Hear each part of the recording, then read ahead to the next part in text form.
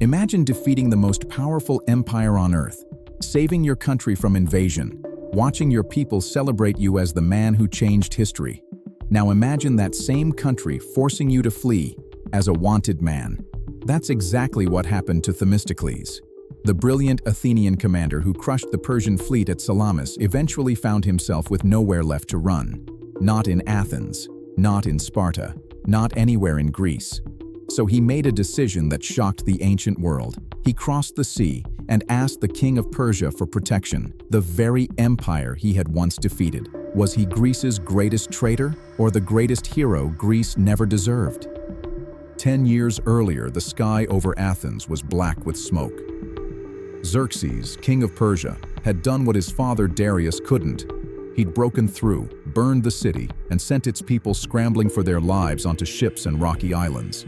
Greece, as far as most people could tell, was finished. But out on the water, one man refused to accept that. Themistocles had a plan nobody else wanted to risk: trick the massive Persian fleet into the narrow straits of Salamis, where their numbers wouldn't matter, where 300 cramped, panicking ships would be worth less than 100 that knew exactly what they were doing. It was a gamble that could have ended Greek resistance forever if it failed. It didn't fail. Persian ships crashed into each other in the chaos of the strait. Greek triremes picked them apart one by one. By nightfall, Xerxes was watching his empire's pride sink beneath the waves from a hillside throne, powerless to stop it. Themistocles hadn't just won a battle.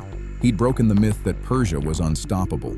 He came home to a hero's welcome. Songs, statues, every door in Athens open to him. Power has a short memory, though, and an even shorter patience for men who remind everyone how much they're owed.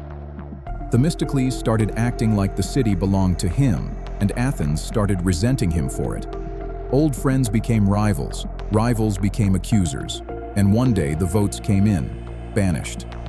Not for any crime, just enough scratched pottery shards with his name on them to send him out of the city he'd saved. He settled in Argos, still thinking he could rebuild his life from there. Then the accusation landed that changed everything. Word spread that a Spartan general, Pausanias, the very man who'd led Greece to its final victory at Plataea, had been secretly writing letters to the Persian king. And somehow, in the panic that followed, Themistocles' name got tangled into the same plot. Nobody could say for certain if the evidence against him was real. It didn't matter. Both Athens and Sparta wanted him dead or in chains. Cities that once fought over the right to honor him now wouldn't risk hiding him for a single night.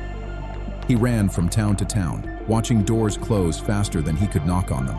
So he made the one move nobody saw coming. He stopped running from Persia and turned toward it instead. He crossed into Persian territory and asked to see Artaxerxes, the new king, son of the man whose fleet he'd destroyed. Imagine that meeting. No weapons, no soldiers behind him. Just a Greek exile standing in front of the throne of the empire he'd spent his whole career fighting. According to Plutarch, Themistocles didn't grovel, and he didn't lie.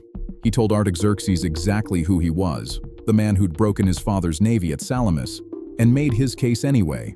An enemy who understands you better than anyone is worth more than a friend who never had to test you. Either that took extraordinary nerve, or he simply had nothing left to lose. Artaxerxes did the last thing anyone expected. He didn't kill him. He gave him land, income, and the governorship of Magnesia. The man who broke Persia's navy would spend his final years living off Persian wealth, protected by Persian guards. Here's where the story stops being simple. Later writers claimed Persia was quietly preparing Themistocles to one day lead an army back against Greece, the ultimate revenge for Salamis. But nobody can prove it ever came to that. Some accounts say that when Persia finally called in the favor, he refused. Others go further and claim he chose to die rather than raise a sword against his own people. 2,500 years later, we still don't know which version is true. The ancient writers couldn't agree while some of them were still alive. What we're left with is a man who beat an empire, lost his own country, and found shelter in the very empire he had once fought to stop. Hero, traitor, exile, maybe all three, depending on where you were standing. History never agreed on who Themistocles really was. Maybe that's exactly why we're still talking about him today. So, traitor or hero? Let me know in the comments. History isn't always written by the victors. Sometimes it's written by the survivors.